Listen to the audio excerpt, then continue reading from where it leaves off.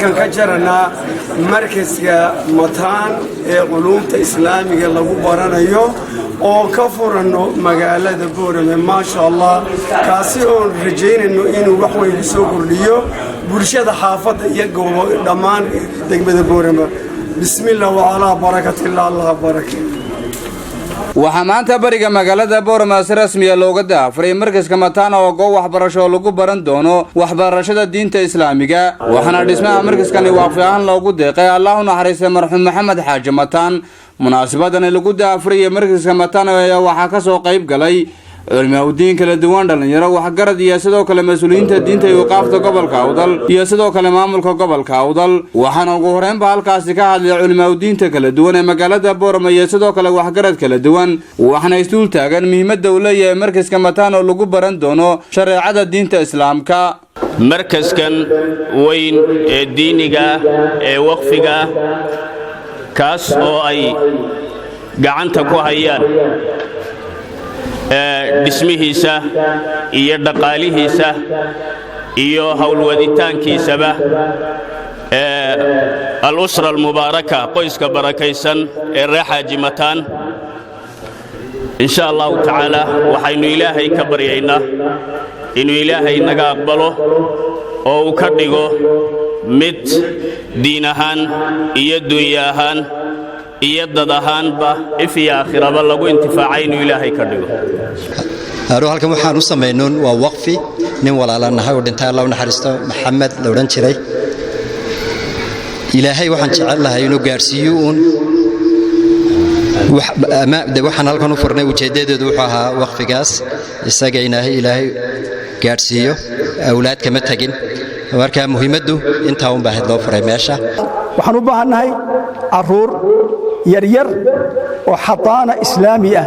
ducooyinkii adkaartii adaabtii islaamka oo dhan lagu soo tababaro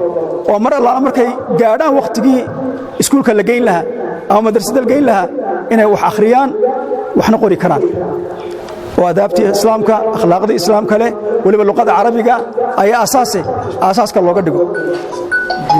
arrinka afraad ee la doonayo waa macad تعليمته dadka waaweyn habeenka bay noqon kartaa waxay noqon kartaa gelinka dambe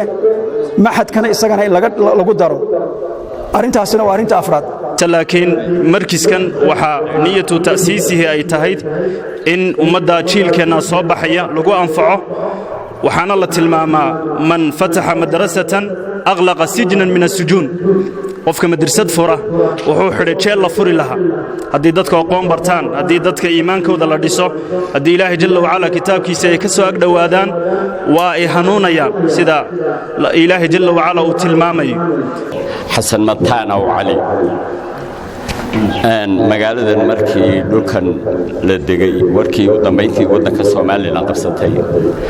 93 ilaa 94 xadibaato kaga timiday dalkan in lagu laayo culimada magaaladan kulli gudidii waa asaasay nabadgelyada gaadhay baa kamid ahaa samafalo weyn waxaan maanta xasuustay markaan magaca halkaa ka arkay samafalkii uu ka shaqayn jiray inay awlaadiisa sii wado alxamdulillah taas waa mid markiiska la furay ee diiniga waxaan ugu ducaynaynaa inuu ilaahay ku anfaco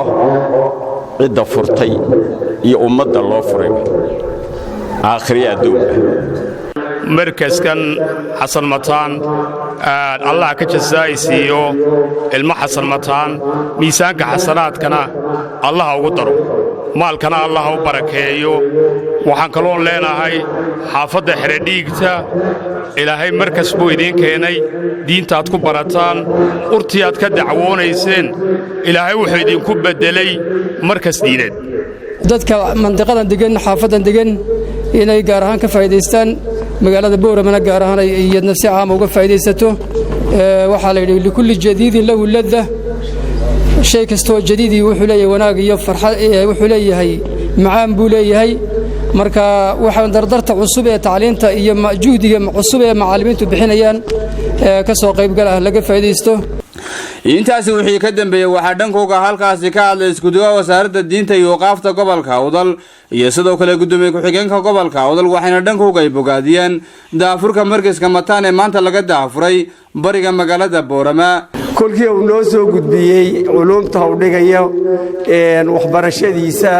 tayadiisa cilmiga xadiiska inuu ku soo kordhiyay kulli waan ku mahadnaqnaa oo ka wasaaradda waxaan leenahay waan garab taaganahay Allah idin barakeeyo maxaa yeelay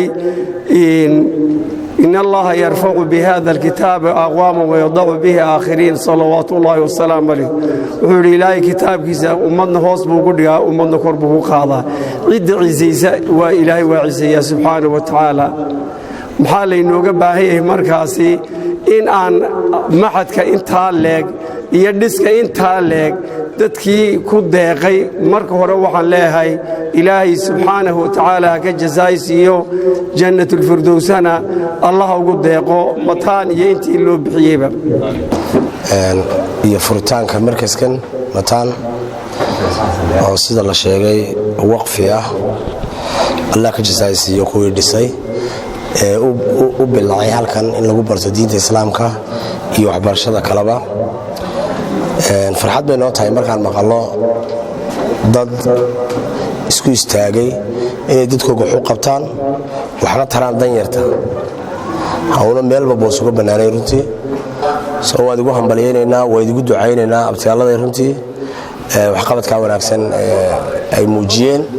iyo waqfigaa iyo ilaahay halkaad ka soo saarteenna ha idiigu bedelo intaa iyo inka badan oo khayra ziga sabaatee markiska mataan ayaa dhankiisa waxa uu qayb weyn ka qaadan doonaa baahiyaha kala duwan ee ka jira dhanka waxbarashada diinta islaamiga waa Imraan Xuseen Aadan wararka telefishanka caalamiga Ariel TV Boorama